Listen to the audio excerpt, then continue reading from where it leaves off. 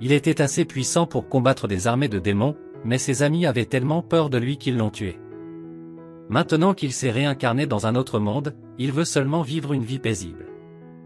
Dans le passé, il y avait des guerres sans fin entre les monstres et les humains, mais un homme les vint facilement. Le pouvoir que possédait cet homme faisait que les gens autour de lui le regardaient avec haine et peur. Jusqu'au jour où ses propres camarades l'ont trahi.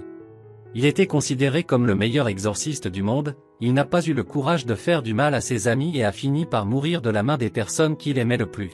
Il a toujours pensé que le pouvoir était tout, mais dans ses derniers moments de sa vie, il a réalisé que le pouvoir même qu'il désirait était la cause principale de sa mort. Il promet que dans sa prochaine vie, il n'échouera pas et commencera une vie meilleure. Il crée un sceau spécial qui le mènerait à une réincarnation.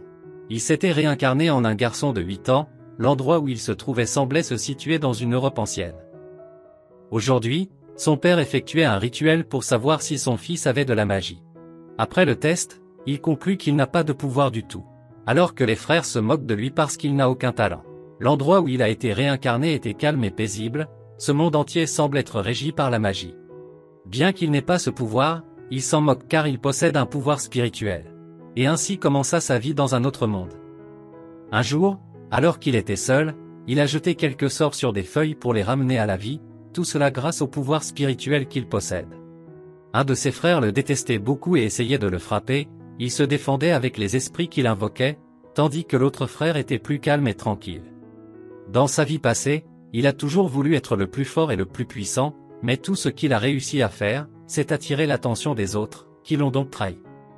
Il sait très bien qu'il existe des gens puissants, il a besoin de pouvoir pour se défendre, mais il y parviendra de manière silencieuse. Dans cette nouvelle vie, il laissera son passé derrière lui, car dorénavant, il s'appellera Seka. Il était exorciste, un concept qui ne semble pas exister dans ce monde. Pour réaliser ses sorts, il utilisait du papier.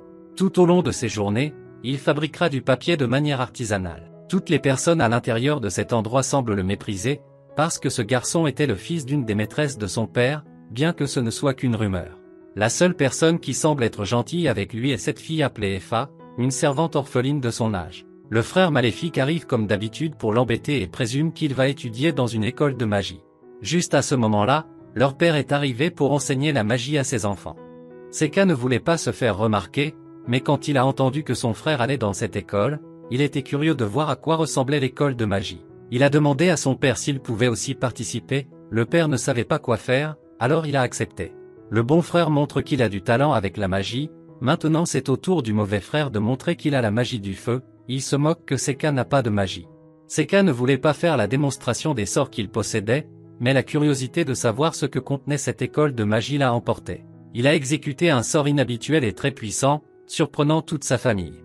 Le père est surpris que son fils ait une sorte de magie étrange, mais lui dit que ce genre de magie peut être dangereux à utiliser et lui demande de ne pas pratiquer, puis refuse de lui enseigner la magie, il n'a donc pas d'autre choix que d'apprendre par lui-même. Comme il était exorciste, il avait de nombreux esprits scellés à lui, pour l'aider dans ses combats. Il voulait vérifier s'il avait encore de tels esprits sous son contrôle. Après un sort, il a décidé d'appeler un esprit de bas niveau en qui il pouvait avoir confiance. Une belle femme était sortie de la porte céleste. Cette fille le reconnaît immédiatement, Seka est surpris qu'elle ait l'air différente du passé. Le test s'est bien passé, maintenant elle sait que tous les esprits qu'elle a scellés dans le passé, elle peut encore les invoquer. Cet esprit dit qu'il veut être avec Seka et se transforme en un magnifique renard. Les années ont passé et il a commencé à s'entendre mal avec l'un de ses frères, mais cela n'avait pas d'importance pour Seka, ce qui attirait sa curiosité était cet employé appelé Effa. Un jour Effa demande de l'aide, pour soigner un animal très blessé, Seka utilise un sort pour le soigner. Elle le remercie de l'avoir aidé pour sa demande, si elle avait demandé de l'aide à quelqu'un d'autre, elle n'aurait probablement pas eu d'attention, elle félicite Seka d'être un gars spécial avec la magie. Mais Seka est surpris par ce qu'elle dit, car elle avait aussi du talent. Il explique qu'il a observé comment Effa voyait les esprits. Elle est surprise qu'il connaisse son secret, expliquant que depuis toute petite, elle pouvait voir ses esprits. Ces choses exécutaient toutes les commandes qu'elle demandait, mais ne lui servaient qu'à déplacer des objets. Seka ne sait pas ce que peuvent être ces esprits, puisqu'elle ne peut pas les voir. Pour tester les pouvoirs d'Effa, il crée du feu avec ses sorts et elle l'éteint avec sa magie. Depuis ce jour, Seka a commencé à aider Effa avec son étrange magie. Comme il n'était pas un fils officiel, les anniversaires qu'il avait étaient solitaires. Il avait maintenant 12 ans, tout semblait calme, son méchant frère le défiait de se battre et beaucoup de choses étaient sans importance pour lui. Mais juste à ce moment-là, une bête apparaît, les garçons sont surpris de voir cette chose. Seka sent qu'Efa est en danger et va immédiatement la sauver. Pendant ce temps, Efa était très effrayée de voir cette bête. Seka tente de la protéger à distance, en lançant un sort. Maintenant la bête venait pour lui, c'était ce qu'il attendait, avec beaucoup de calme, il conjure un pouvoir qui est capable de vaincre cette bête. Tout le monde a regardé cet exploit magnifique, regardant comment il a vaincu la bête. Juste à ce moment-là, le père de Seka est arrivé, il a pu voir comment son fils avait vaincu la chose. En remerciement, ils ont organisé un banquet pour féliciter Seka, le père a demandé comment il avait appris ce genre de magie. Seka explique sérieusement comment il a atteint une telle puissance et comment il a réussi à apprendre la magie de manière indépendante. Il demande comment le laisser étudier dans cette école de magie, comme il a vaincu le monstre serait une bonne récompense. Le frère diabolique ne veut pas que ce bâtard aille dans cette école. Le père ignore ce garçon et lui donne la permission de partir, mais Seka est ambitieux et demande à Efa de partir aussi. Seka explique qu'elle a un talent pour la magie, elle fait une démonstration de magie du feu, ce pouvoir qu'elle a lancé était si puissant qu'il a surpris tout le monde. Le père explique qu'il n'a de l'argent que pour payer les études de 2 personnes, il accepte qu'Efa l'accompagne. Le frère maléfique ne peut plus tolérer qu'un bâtard et une servante soient meilleurs que lui, il les défie dans un combat de magie. Leur père accepte et les informe que le duel aura lieu demain matin. Pendant que Seka exécutait ses sorts, un de ses frères est arrivé. C'est le bon frère, il explique qu'ils ne se sont pas entendus pendant des années, mais qu'en guise de cadeau, il lui offre une baguette magique. Après un moment, le frère maléfique lui dit qu'il ne peut pas attendre demain et veut le duel une fois pour toutes. Seka accepte à contre-séure, le frère maléfique utilise la magie du feu sans prévenir pour vaincre Seka. Ce garçon utilise tous les pouvoirs dont il dispose pour vaincre Seka, mais rien de ce qu'il fait n'en vaut la peine. Seka utilise un sort, quelque chose comme du vaudou, et lui brise les os. Il avait gagné sans faute, le frère maléfique n'a pas supporté la douleur et s'est évanoui. Avec cette victoire, il n'avait plus aucun obstacle pour aller dans cette école de magie. Tout s'était déroulé comme prévu, il y a une semaine, il avait invoqué un de ses esprits, pour invoquer ce monstre afin que Seka soit victorieuse. Il prend le corps de son frère et l'emmène, il veut avoir un style de vie différent du passé, il veut juste que les autres le voient comme un simple gringalet. C'est le meilleur style de vie qu'il souhaite. Plusieurs mois avaient passé, il était temps de partir, Seka et Efa partent. Ils disent au revoir au bon frère. Le voyage est long, l'endroit où ils se rendent est l'Allemagne, un voyage de 7 jours. Désormais, ils devront vivre seuls. Pendant ce temps, le père s'est rappelé comment Seka est apparu. Il y a des années, une femme qu'il ne connaissait pas lui a remis un bébé dans les bras, mais avant qu'il ne le sache, la femme avait disparu. À partir de ce jour, il l'a élevée, mais ses enfants n'ont pas senti qu'il était leur frère. Maintenant qu'elle était partie, elle avait seulement peur que son fils devienne un héros ou un démon. Après 7 jours, les garçons sont arrivés dans cette ville, maintenant qu'ils sont seuls, Efa lui dit qu'il veut coucher avec lui. Seka ne comprend pas pourquoi elle voulait dormir à côté de lui, si elle avait sa propre chambre. Elle se met en colère parce que ce garçon ne comprend pas le double sens et part. Après quelques jours, ils se rendent à l'endroit où se déroulent les examens d'entrée de l'école de magie. Seka peut voir qu'il y avait toutes sortes de personnes, des aristocrates aux gens ordinaires. Avant d'entrer dans l'école, ils devaient mesurer leur niveau de magie. Efa démontre qu'il avait le contrôle de 2 éléments, le réceptionniste est surpris. Maintenant, c'est au tour de Seka, mais il ne peut pas faire de magie. Prouvant qu'il est inutile, les autres candidats se moquent de lui. Une femme prétentieuse arrive et exige que tout le monde se taise, elle veut qu'on valorise ses statistiques pour entrer dans l'école. Elle mesure sa force magique et prouve qu'il a un pouvoir que la sphère n'a pas pu calculer. Il la remercie, mais elle ne semble pas s'en soucier et part. Seka et Efa passent leurs examens écrits. C'est maintenant l'heure de l'examen pratique, tous les candidats devront démontrer leur niveau de magie dans un test. Après une brève introduction par les professeurs, l'examen de magie commence. Les élèves démontrent le talent qu'ils ont et la magie qu'ils peuvent réaliser, tout semble être commun et normal. C'est le tour d'Efa, elle montre qu'elle a du talent avec la magie, se démarquant plus que tout le monde, les autres pensent qu'elle a une magie intermédiaire. C'est au tour de Seka, comme il n'a pas de magie il décide d'utiliser ses sorts et de les faire passer pour de la magie. Le professeur ne pouvait pas croire que ce genre de pouvoir existe. Plus tard. Les démonstrations sont terminées, deux professeurs parlent de la façon dont cette année, les nouveaux étudiants ont été prometteurs. Un enseignant raconte qu'un des participants a réussi à faire quelque chose d'incroyable, qu'une fille du village a réussi à faire preuve d'une magie étonnante, qu'elle était une fille avec beaucoup de potentiel. Ce professeur s'est demandé si cette nouvelle élève serait l'héroïne des légendes. Le lendemain, les résultats des nouveaux élèves de cette école ont été publiés. La première place est revenue à la fille aux cheveux roux. Puis il y a eu Eva et enfin Seka. Quelques jours plus tard, ils ont reçu leurs uniformes pour fréquenter cette école magique. Alors qu'ils traversent l'entrée de l'école, Seka remarque qu'il y avait un très grand seau magique, il sent qu'il pourrait y avoir des problèmes, alors il décide de laisser un petit esprit pour le surveiller. Aujourd'hui, c'était la cérémonie d'accueil, les étudiants célébraient tranquillement le banquet. Quand soudain il y a eu une explosion, des monstres étranges étaient entrés dans le manoir. Ces démons ont tout détruit sur leur passage, certains étudiants s'enfuyaient tandis que d'autres lançaient des sorts pour vaincre ces démons. L'un de ces démons est sur le point d'éliminer un étudiant. Seka dit qu'elle ne voulait pas faire la démonstration de ses pouvoirs, mais elle n'a pas d'autre choix que de sauver ses vies. Quand soudain, la fille aux cheveux rouges apparaît pour défendre ses camarades. Seka est heureuse de ne pas montrer ses pouvoirs, elle décide de rechercher le vrai coupable grâce à ses esprits. Elle a trouvé un démon invoquant d'autres démons, c'était le sceau qu'elle avait vu le matin. Il dit au revoir à Eva et part à la recherche de ce démon.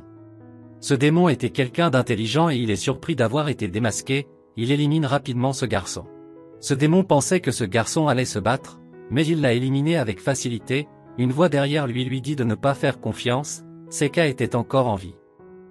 Il a utilisé un sort qui crée des clones, explique que le monde est contrôlé par les plus forts, menace de l'éliminer. Le démon n'a pas le temps pour ces explications, il voulait juste vaincre l'héroïne. Ce démon invoque différentes épées afin de vaincre ce garçon perturbé, mais rien ne semble fonctionner. Le démon accumule toute sa puissance pour renforcer son corps, Seka lui explique que quoi qu'il fasse il perdra, car il a de nombreux sauts et sorts pour le vaincre. Il était temps d'en finir. Il décide d'invoquer un des esprits scellés qu'il avait. Un dragon surpuissant sort du monde des esprits et dévore le démon sans trop de difficultés. Cet esprit tente d'échapper au contrôle de Seka, il se rend compte qu'il est encore faible par rapport au passé et fait de son mieux pour récupérer l'esprit, réussissant de justesse à le récupérer. Même si c'était un esprit faible, il lui a presque causé des problèmes. Il retourne au manoir où se déroulait la fête, tous les étudiants ont été blessés. Eva rapporte que tous les démons ont été éliminés, la fille aux cheveux rouges les a tous vaincus. Seka peut observer que cette fille a vaincu tous les démons avec son épée. Il se rend compte que c'est la personne qu'il cherchait, une personne puissante, bien qu'elle soit encore à ses débuts, dans le futur elle deviendra forte. La façon la plus astucieuse de vivre était de servir le plus puissant, alors il aidera cette fille à être la plus remarquable parmi tous. Bien qu'ils ne se connaissent pas, ils vont devenir les meilleurs amis du monde. Le nom de cette fille est Ami. Le lendemain, Seka le salue, mais elle lui dit d'aller se faire foutre, elle le voit comme un intéressé qui lui parle par commodité. Les jours suivants, de nombreuses choses étranges lui sont arrivées, comme si quelqu'un voulait le tuer. Pendant la classe, Seka et Ami sont assignés à une tâche ensemble, elles doivent livrer des offrandes à un temple dans la forêt. Seka veut profiter de cette occasion pour qu'elles deviennent amies. Plus tard, Eva lui demande pourquoi il tient tant à rechercher l'amitié d'Ami, il explique qu'il veut être son amie parce qu'elle était puissante. Eva est jalouse et explique qu'elle aussi peut être puissante et qu'elle fait des efforts chaque jour. Seka lui dit de ne pas s'inquiéter, elle sera toujours sa préférée. Le lendemain, Seka et Ami sont en route pour le temple afin de présenter leur respect. Il ne perd pas de temps pour entamer une conversation, Ami lui demande pourquoi il est si intéressé à parler, et pourquoi il ne s'amuse pas avec son domestique. Seka remarque un saut très étrange, quand soudain ils sont envoyés dans un labyrinthe. Dans cet endroit, il y avait des bêtes très étranges et bizarres, mais Ami réussit à les vaincre facilement. Alors qu'il traverse ce labyrinthe, elle ressent un mal de tête qui ne lui permet pas de se battre. Quelques ors apparaissent pour les combattre, mais comme Ami a eu un terrible mal de tête, elle est sur le point de mourir. La dernière chose qu'elle voit est que Seka se bat contre les ors et s'évanouit. Maintenant qu'Ami est évanoui, il convoque l'un de ses esprits et remporte une victoire écrasante. Après quelques heures, Ami se réveille, elle avait toujours le mal de tête. Seka réalise que cela ne s'arrêtera pas, il explique qu'elle avait une malédiction, il décide donc d'utiliser un de ses sorts pour l'aider, il crée une barrière pour la mettre à l'aise. Elle le remercie pour son aide, car le mal de tête la tue. Il lui demande si elle va rester à l'intérieur de cette barrière tout le temps. Seka explique qu'elle a un sort de substitution, afin d'éviter la malédiction. Maintenant qu'elle va mieux, elle s'excuse de son comportement et semble vouloir s'entendre mieux avec lui. Elle explique que de nombreuses personnes intéressées l'ont approchée parce que ses parents étaient des aventuriers connus. Seka essaie de changer de sujet et lui demande ce qu'elle aime faire. Elle explique que son plus grand hobby était de se battre, peu importe avec qui, elle était heureuse, mais les gens qu'elle rencontrait la voyaient comme un monstre. Elle s'est éloignée de ces gens et est venue dans cette école de magie pour ne pas les voir, mais elle ne peut pas nier que ses goûts sont étranges. Elle s'excuse de lui avoir dit ces choses. Seka dit que ce n'est pas quelque chose d'étrange, car elle s'est adaptée à l'environnement dans lequel elle se trouve. Tant qu'elle sait distinguer le bien du mal, tout ira bien. Elle rougit en entendant ces mots.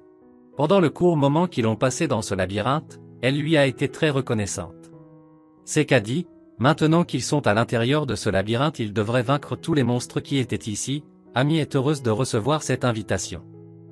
Tous deux ont facilement vaincu tous les monstres qui peuplaient ce labyrinthe.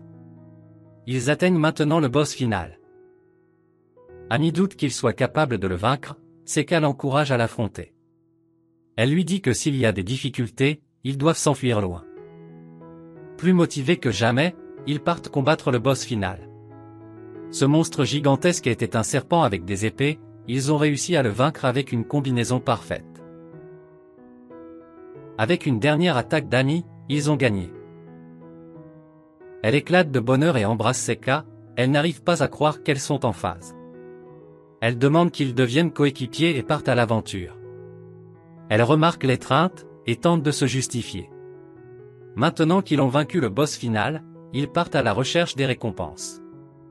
Ils trouvent deux choses importantes, une épée et un anneau. Ils décident donc de partager les récompenses, Ami obtient l'épée et Seka l'anneau. Elle lui demande s'il souhaite vivre d'autres aventures de ce genre. Il explique qu'il s'est tellement amusé dans ce labyrinthe qu'il sera heureux d'être son compagnon. Elle est heureuse d'avoir trouvé un partenaire d'aventure. Après un certain temps, ils ont réussi à sortir du labyrinthe, puis ils sont allés expliquer à l'enseignant qu'il avait trouvé un labyrinthe. Il était temps de mettre un terme à tout cela. Il y a quelques jours, Seka avait découvert que le vrai coupable était ce professeur, elle l'a laissé agir pour voir jusqu'où il irait. Le professeur avait invoqué des démons et avait même créé un labyrinthe. Lorsqu'il a été découvert, il n'a pas caché ses véritables intentions et a expliqué qu'il avait été envoyé par les démons de haut rang pour vaincre quiconque était un tant soit peu puissant. Maintenant qu'il a été découvert, il veut éliminer Seka. Le professeur lance une malédiction très puissante, mais Seka se moque de lui car c'est la meilleure arme dont il dispose, puisqu'il était un spécialiste des malédictions. Il retourne la malédiction en faisant en sorte que ce professeur se maudisse lui-même et meure. Quelques jours plus tard, Seka donne à Efa l'anneau qu'elle a trouvé dans le labyrinthe, ce qui la rend plus puissante. Seka est heureuse d'avoir pu former un groupe extraordinaire. Ainsi, le bonheur tranquille qu'il recherchait semble arriver rapidement.